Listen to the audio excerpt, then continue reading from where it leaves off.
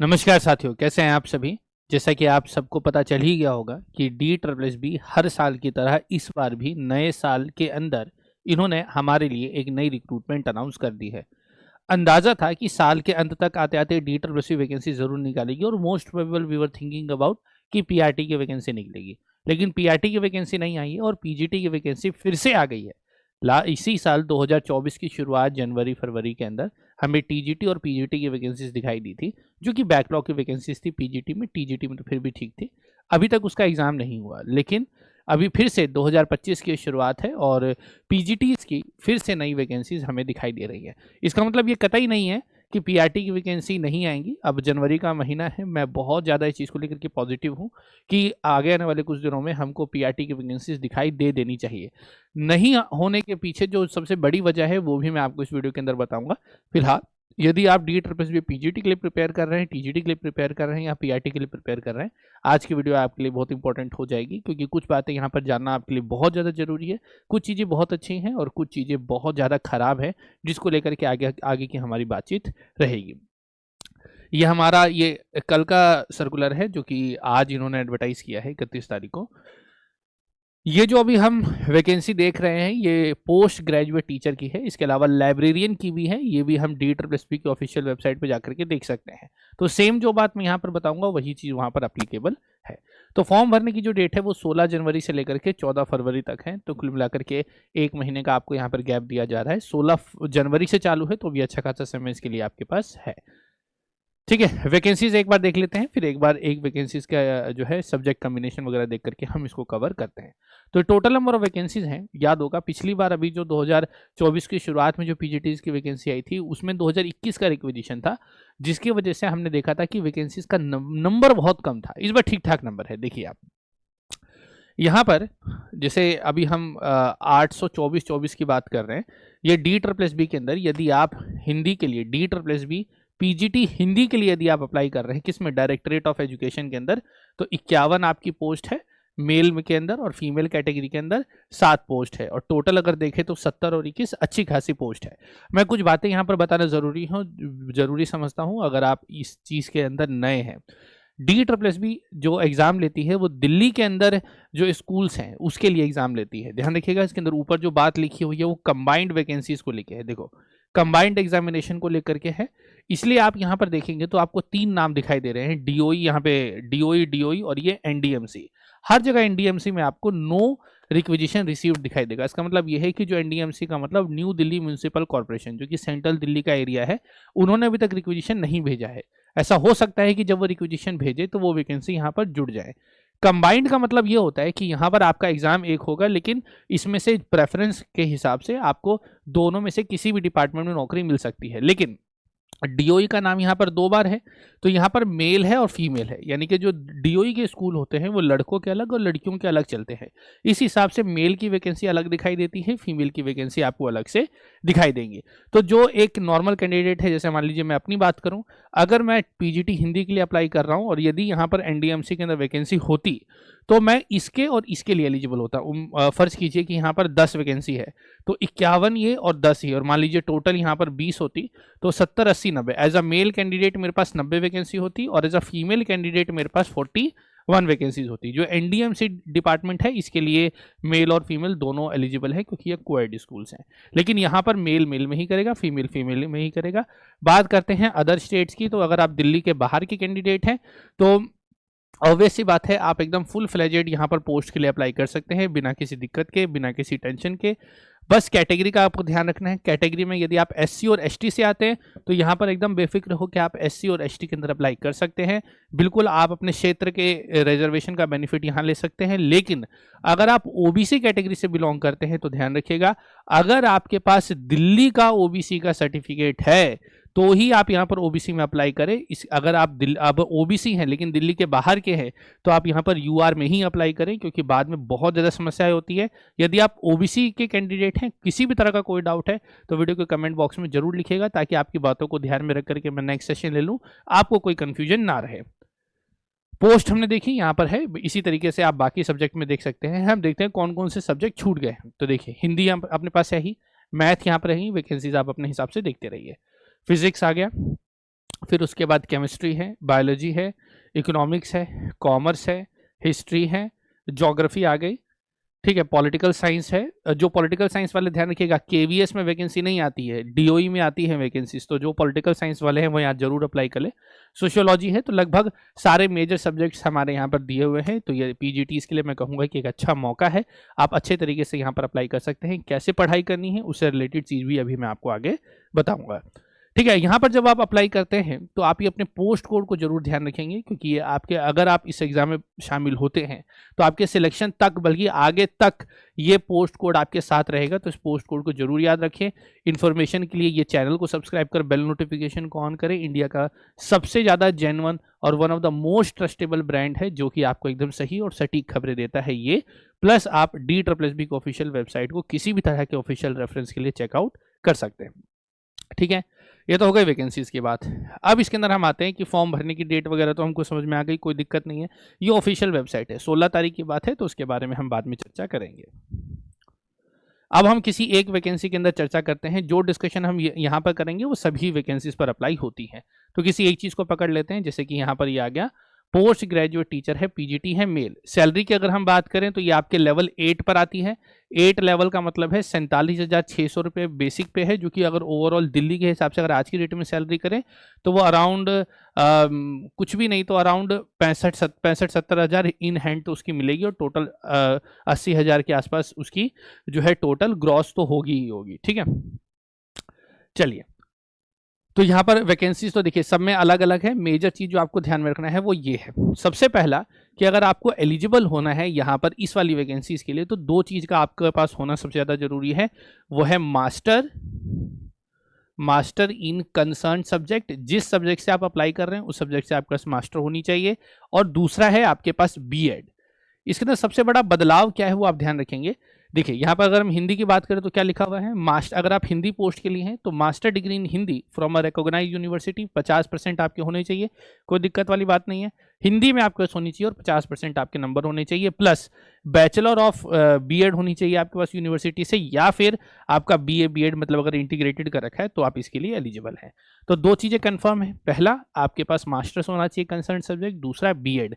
अंतर क्या है, बदलाव क्या है? इससे पहले जो पीजीटी की वैकेंसी दिल्ली के अंदर आती थी उसके अंदर बीएड के अंदर रिलैक्सेशन था। उसके अंदर रिलैक्सेशन बीएड को लेकर के था कि यदि आप एक ऐसे कैंडिडेट हैं जो कि आप 12 से लेकर के अगर आपकी फर्स्ट डिवीजन रहती है तो आप विदाउट बीएड भी एग्जाम को दे सकते हैं, और यदि आप सिलेक्ट हो जाते हैं तो 3 साल का आपको मौका दिया जाता है बीएड करने का। तो बीएड अपीयरिंग कैंडिडेट भी एलिजिबल थे, लेकिन अभी इस वैकेंसीज के अंदर जो लेटेस्ट 2020-22 का जो राजपत्र था, गैजेट था, उसको यहाँ पर उन्होंने इंप्लीमेंट किया है। एज पर भी उसका असर पड़ा है, इसलिए यहाँ से वो चीज़ हमें हटते हुए दिखाई दे रही है। लेकिन मैं अभी भी इस चीज़ को लेकर के मुझे उम्मीदें हैं कि अलग से कॉरिजेंडम निकलेगा और इन सब चीज़ों को लेकर के रिलैक्सेशन जरूर मिलेगा। लेकिन फिलहाल इस एडवर्टीजमेंट के अनुसार जो बीएड अपीयरिंग कैंडिडेट है पहले के तरीके से इस बार वो एलिजिबल नहीं हो पाएंगे, आपके पास बीएड पूरी होनी ही चाहिए। ठीक है, बस इतना ही है। डिजायरेबल कुछ नहीं, एसेंशियल कुछ नहीं। सैलरी मैंने बता दिया 47,600 है, पे लेवल 8 है, सारी चीज़ें जोड़ जाड़ के आपकी मैंने तनख्वाह लगभग आपको बता ही दी है। एज लिमिट सबसे ज़्यादा जरूरी है वो देखने की, वो है 30 साल। इससे पहले 36 साल थी। ठीक है, राजपत्र के अनुसार 30 है। मुझे ऐसा लगता है कि इसके अंदर बदलाव होगा, इसके लिए अलग से कॉरिजेंडम आएगा। आप भी DSSB इसको इस चीज़ को लेकर के जरूर मेल कीजिए। इस चीज़ को लेकर पहले भी आवाज़ उठाई गई थी, बावजूद इसके लोग ये काम कर रहे हैं। 30 वर्ष पीजीटी के लिए सच में बहुत कम है, और बहुत सारे कैंडिडेट इस चीज़ को लेकर के इनएलिजिबल हो रहे हैं। तो संबंधित चीज़ों के लिए जरूर मेल जाएगी, मैं खुद भी मेल डालूंगा। ठीक है, लेकिन फिलहाल अभी आप ये समझेंगे 30 ईयर्स है। मुझे पूरा विश्वास है इस चीज़ को लेकर के कॉरिजेंडम जरूर आएगा, और इसकी उम्र 30 से बढ़ा करके वापस 35 या 36 जो भी इसकी सामान्य है वो जरूर करेंगे। हाँ, यदि आप किसी सरकारी नौकरी में हैं, खासकर अगर आप central government, pure central government, ध्यान रखिएगा केवीएस वाले इसमें एलिजिबल नहीं होंगे, क्योंकि केवीएस जो है वो क्या है, ऑटोनोमस बॉडी है। प्योर सेंट्रल गवर्नमेंट जैसे कि रेलवे वाले हो गए और या ऑर्डिनेंस फैक्ट्री वाले हो गए, वो लोग चाहे दिल्ली के अंदर, दिल्ली के किसी भी सरकारी महकमे से हैं, जैसे कि दिल्ली गवर्नमेंट से हो गए या दिल्ली गवर्नमेंट के किसी ऑटोनोमस बॉडी से हैं, तो उनको 5 साल का रिलैक्सेशन मिलेगा अगर उनकी 3 साल की सर्विस डिपार्टमेंट में हो गई है तो। ठीक है, ये ध्यान रखेंगे। केवीएस वाले बिल्कुल ध्यान रखेंगे कि वो यहाँ पर एज रिलैक्सेशन के लिए एलिजिबल नहीं हो पाएंगे। कॉन्ट्रेक्चुअल एम्प्लॉय हैं उसी डिपार्टमेंट के, मतलब अगर डीओई के ही हैं तो आपको 5 साल का आपको रिलैक्सेशन मिल जाएगा, बशर्ते जितने साल आपने काम किया है उसके हिसाब से, ठीक है। बस इतना ही है, उसके अलावा फिर आपका हिंदी का वही सेम चीज़ हो जाएगी। और क्योंकि एनडीएमसी के अंदर कोई रिक्विजिशन नहीं है, होती भी तो सारी चीज़ें एकदम सेम ही होती। अब उसका मैथ में चले जाते हैं, बिल्कुल मैं केवल सब्जेक्ट बताऊंगा, बाकी सारी चीज़ें एकदम डिट्टो कॉपी पेस्ट है।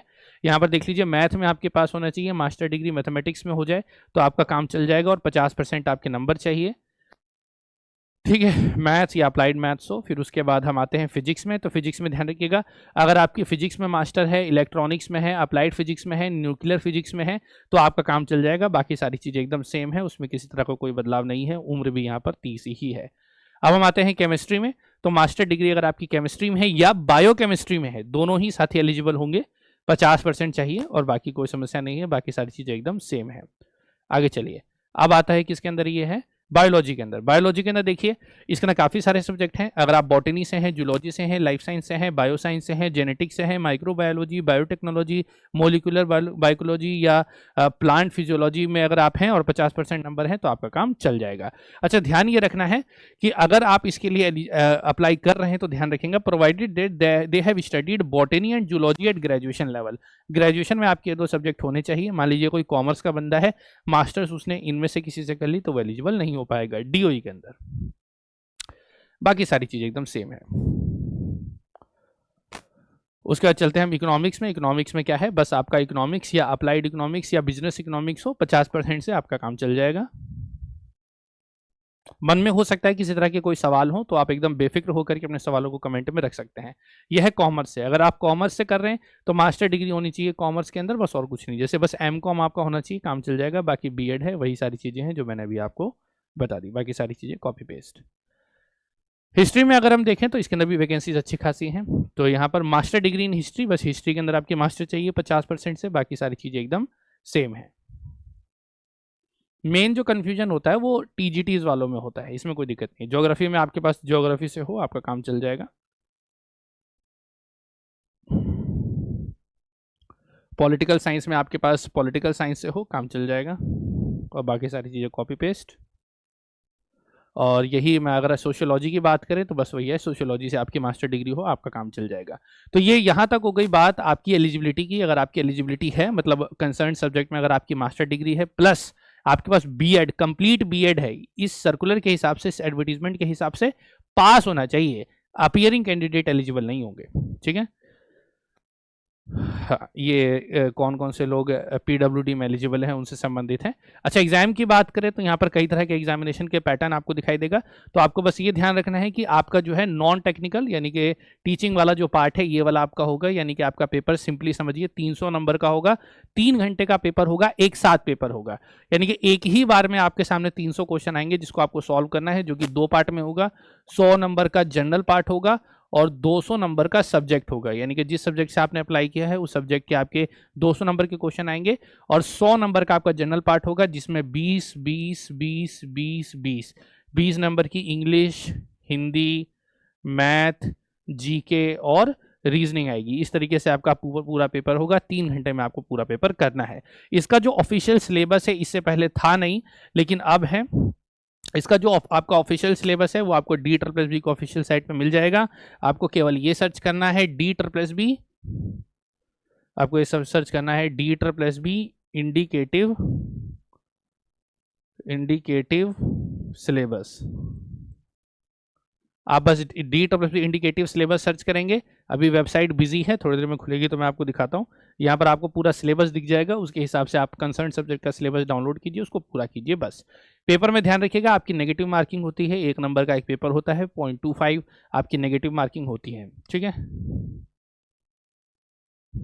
इसके अलावा देखो ये भी रहता है इसके अंदर कि जो पास करने की जो परसेंटेज रहती है वो 40, 35 और 30 है। यानी कि वैसे तो आजकल इसकी बात चलती नहीं क्योंकि सब लोग इससे ज़्यादा ही स्कोर करते हैं। कहने का मतलब ये है कि आपको ओवरऑल 40% नंबर चाहिए, तभी जा कर के आप मेरिट में आएंगे। पीआरटीज के अंदर ऐसा होता है कि पार्ट 1 और पार्ट 2 दोनों के अंदर 40% लाना है, लेकिन पीजीटी में कम से कम इस चीज़ की रिलैक्सेशन है। इस वजह से आपको टोटल 300 में से 40% लाने हैं, यानी कि कितने हो गए 4 120 नंबर कम से कम अगर आपके होंगे तो ही 120 से नीचे मेरिट नहीं जाएगी, मेरिट 120 से ऊपर ही जाएगी। जनरल की ईडब्ल्यूएस की 40, ओबीसी की 35, एससी एसटी की 30% कम से कम होनी चाहिए।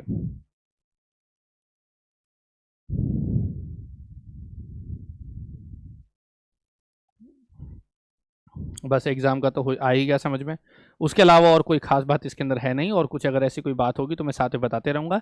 एज रिलैक्सेशन समझ लो, SC ST 5 है, OBC 3, PWD जो कैटेगरीज है 10 15 13, और जो डिपार्टमेंटल वाला मैंने आपको बता दिया कि जो सेंट्रल गवर्नमेंट के, प्योर सेंट्रल गवर्नमेंट के जैसे रेलवेज हो गए या किसी दूसरे डिपार्टमेंट के हैं तो वो यहाँ पर उनको एज रिलैक्सेशन मिल जाएगा 5 साल का। और दिल्ली के गवर्नमेंट और दिल्ली के ही ऑटोनोमस जैसे कि MCD के डिपार्टमेंट के जो लोग हैं उनको अगर आपकी 3 साल की सर्विस हो गई है तो आप यहाँ पर रिलैक्सेशन ले सकते हैं।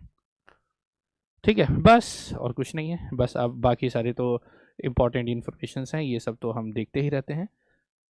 ठीक है, बस इतना ही है। इतना अगर आपको समझ में आ गया है, कुछ सर्कुलर्स हैं साथ में, ओबीसीज वाला है कुछ। अगर ओबीसी को लेके कुछ कंफ्यूजन है तो कमेंट जरूर कर दीजिएगा। किसी तरह की कोई कंफ्यूजन हो मेक श्योर कि आपने कमेंट कर रखा है। अब बात आती है प्रिपरेशन की, प्रिपरेशन कैसे करेंगे। तो आप सबसे पहले जल्दी से mentalstatistics.com पे जा सकते हैं, या फिर आप गूगल प्ले स्टोर से मेंटल स्टैटिस्टिक्स एप्लीकेशन को इंस्टॉल कीजिए। जब आप इंस्टॉल करेंगे तो वहाँ पे जब आप बैचेस के सेक्शन में जाएंगे तो आपको यहाँ पर DSSP TGT PGT का बैच दिखाई देगा।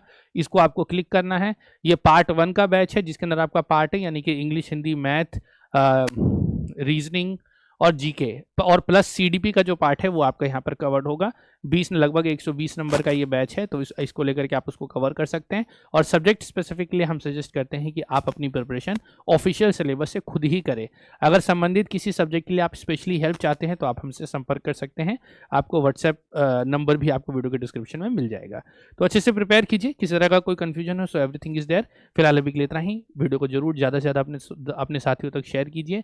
मिलेंगे अगले सत्र में। यदि कोई सवाल हैं, यदि कोई सुझाव हैं तो आप कमेंट में लिखिए। See you next one, bye bye, take care.